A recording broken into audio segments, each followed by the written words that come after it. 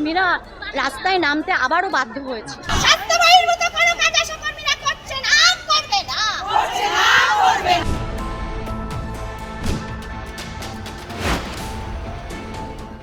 এই তো সবে বেতন বাড়লো, বিজেপি সরকার ক্ষমতা আসতে না আসতেই কেন ক্ষোভ দানা বাঁধছে আশা কর্মীদের মনে?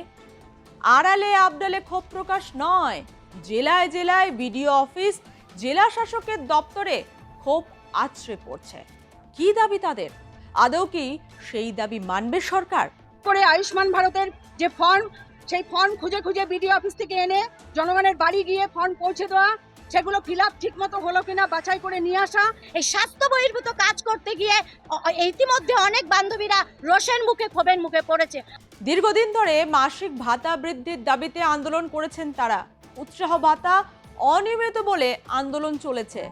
আশা কর্মীদের মাতৃত্বকালীন ছুটি, কোনো আশা কর্মীর মৃত্যু হলে পরিবারকে এককালীন 5 লক্ষ টাকা আর্থিক সাহায্যের দাবিতেও একসময় আন্দোলন সংগঠিত হয়েছে। তৃণমূল সরকারের আমলে আন্দোলনের বেগুনি ঝড় দেখেছে রাজ্যবাসী। বিজেপি সরকারের আমলেও সেই আন্দোলনের মেঘ আবার ঘনিয়েছে। আগে তৃণমূল সরকারের আমলে আশা কর্মীদের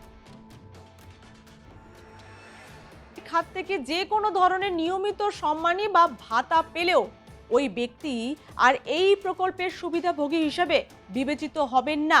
এছাড়াও আবেদনকারীর পরিবারের কোনো সদস্য সরকারি চাকরিজীবী বা পেনশনভোগী হলে কিংবা পরিবারের কেউ আয়করদাতা হলে সংশ্লিষ্ট আবেদন বাতিল হতে পারে।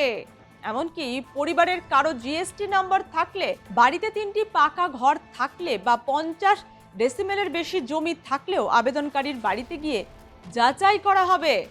সেই যাচাইয়ের ভিত্তিতেই চূড়ান্ত সিদ্ধান্ত নেবে সংশ্লিষ্ট আধিকারিক। নতুন নির্দেশিকায় সবচেয়ে বেশি অসন্তোষ দেখা দিয়েছে আশা কর্মী, অঙ্গনারী কর্মীদের মধ্যে। সূত্রের খবর, তাদের অনেকের অ্যাকাউন্টে ইতিমধ্যে অন্নপূর্ণা যোজনার টাকা পৌঁছে গিয়েছিল। এখন সেই টাকা ফেরত দেওয়ার জন্য প্রশাসনের তরফে মৌখিকভাবে জানানো হচ্ছে বলে অভিযোগ। পশ্চিমবঙ্গ আশা কর্মী ইউনিয়ন সূত্রে খবর, আগের সরকারের আমলে তারা লক্ষ্মীর ভাণ্ডারের সুবিধা পেয়েছেন, কিন্তু এবার বিভিন্ন জেলা থেকে অভিযোগ আসছে যাদের অ্যাকাউন্টে অন্নপূর্ণার টাকা এসেছে তাদের সেই টাকা ফেরত দিতে বলা হচ্ছে। সরকারের এই সিদ্ধান্তে আশা কর্মীরা ক্ষুব্ধ, হতাশ। অন্যদিকে আটকে থাকা আবেদন দ্রুত নিষ্পত্তি করতে নতুন একটি সুবিধাও চালু করেছে নারী ও শিশু উন্নয়ন ও সমাজ কল্যাণ দপ্তর।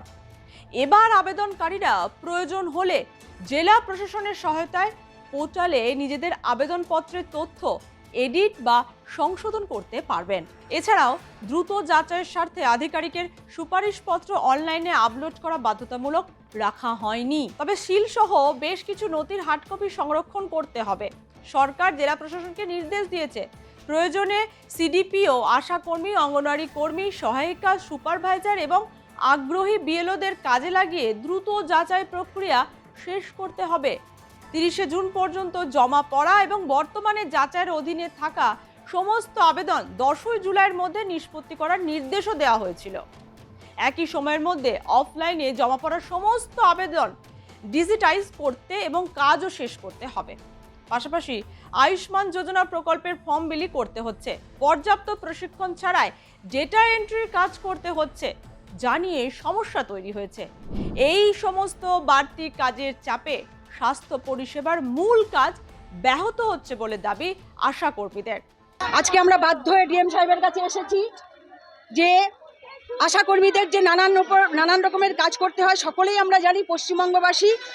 ফলে তাদের উপরে নতুন করে আয়ুষ্মান ভারতের যে ফর্ম, সেই খড়ের গাদা সুচ খোঁজার মতো সেই ফর্ম খুঁজে খুঁজে বিডিও অফিস থেকে এনে জনগণের বাড়ি গিয়ে ফর্ম পৌঁছে দেওয়া, সেগুলো ফিল আপ ঠিক মতো হলো কিনা বাছাই করে নিয়ে আসা, সেগুলো আবার জমা দেওয়া। তারপরে এখন বলছে ডাটা অপারেটরের কাজ আশাকে করতে হবে।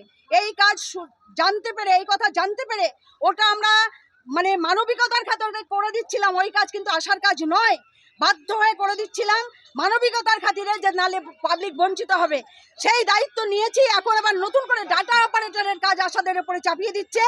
আশা কর্মীরা নিয়োগ হয়েছিল 8ম শ্রেণী পাস, নন মেট্রিক মাধ্যমিক পাশে। ফলে তাদেরকে ডাটা অপারেটরের কাজ চাপিয়ে দিচ্ছে। এই কাজ আমরা, এই ডাটা অপারেটরের কাজ আশা কর্মীরা করতে পারবে না। ডিএম সাহেবকে এই সিদ্ধান্ত প্রত্যাহার করতে হবে। দীর্ঘ লড়াই আন্দোলনের ফলে আমাদের 5,000 টাকা সাম্মানিক ভাতা বাড়লেও আজকে যেভাবে নির্দিষ্ট এলাকায় আশাকর্মীরা মা শিশুর পরিষেবার পাশাপাশি জনগণের যে সাধারণ পরিষেবাগুলো, স্বাস্থ্য সংক্রান্ত জরুরি পরিষেবা আমরা দিয়ে থাকি, বর্তমানে আমরা দেখতে পাচ্ছি দিনের পর দিন এগুলো বেড়েই যাচ্ছে। আশাকর্মীকে দিয়ে এই স্বাস্থ্যের বাইরে গিয়ে আয়ুষ্মানের ভারতের কাজ থেকে শুরু করে আবাস প্লাসের কাজ, এরকম বহু ধরনের কাজ চাপিয়ে দেওয়া হচ্ছে এবং যতটুকু আমাদের ক্ষমতা ফর্মে সেটা আমরা ফিল আপ করেও দিয়েছি, জমা চেষ্টা করছি, কিন্তু এর মধ্যেই জানতে পারছি যে কেওয়াইসির কাজ, ইকেওয়াইসির কাজ আশাকর্মীদের ঘাড়ে চাপানো হচ্ছে, যেটা কিন্তু একজন মানে কি বলবো কম্পিউটার জানা মানে একদম অভিজ্ঞ একজন ডাটা অপারেটরের প্রয়োজন। সে কাজ কোনোভাবে আশাকর্মীদের দ্বারা করা সম্ভব না। আর আমরা দেখতে পাচ্ছি আধিকারিক থেকে স্বাস্থ্য ভবন পর্যন্ত এবং উপর মহল সবাই চাইছেন যে আশাকর্মীরা এই কাজটা করুক এবং তাদেরকে ট্রেনিং দেওয়া হচ্ছে, বাধ্য করানো হচ্ছে, এটা করানো হচ্ছে, কিন্তু আমাদের পক্ষে কোনোভাবেই এই ডাটা অপারেটরের কাজ করা সম্ভব না।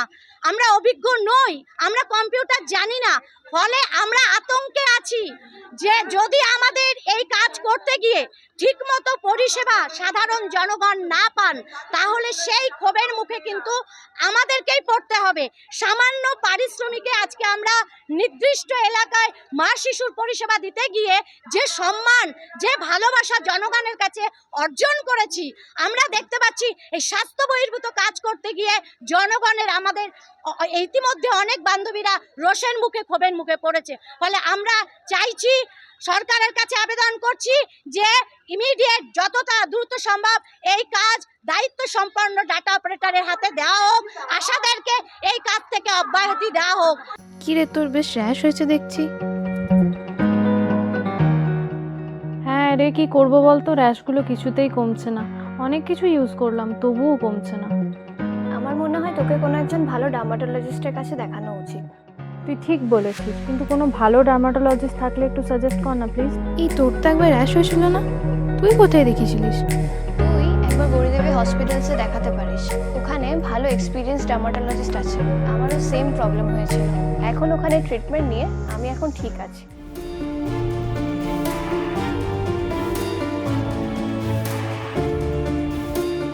গৌরী দেবী হসপিটাল, রাজবাঁধ, দুর্গাপুর। যোগাযোগ 8001003333, 8001113333।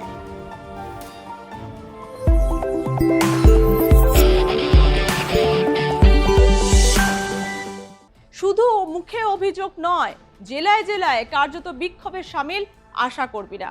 উত্তর থেকে দক্ষিণ আশাকর্মীদের বিক্ষোভ দিন দিন বাড়ছে, যদিও সরকারের পক্ষ থেকে এখনো কোনো এই বিষয়ে কিছু নির্দেশিকা আসেনি। জেলায় জেলায় আশাকর্মীদের ক্ষোভ বাড়ছে, তবে কি তাদের আন্দোলনের ঝাঁজ আরও বাড়বে? মহানগরে যে বেগুনি বিদ্রোহ দেখা গিয়েছিল, সেই দিকেই কি এগোচ্ছে পরিস্থিতি? এখন দেখার কতদিন আন্দোলনে অনড় থাকেন আশাকর্মীরা।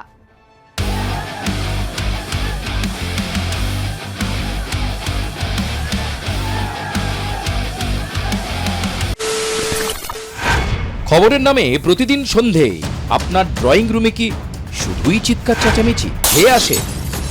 বিতর্কের নামে চলে গালাগালি আর কাদা ছোড়াছুড়ি।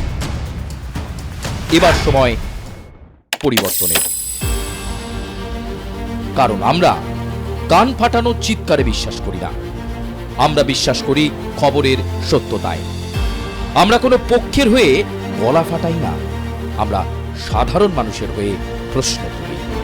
চিৎকার নয়, শুধু খবর হবে যেখানে বিতর্ক আছে কিন্তু কুৎসিত ঝগড়া নেই। সঠিক তথ্য, বিশ্বস্ত খবর। নজর রাখুন আর প্লাস নিউজে।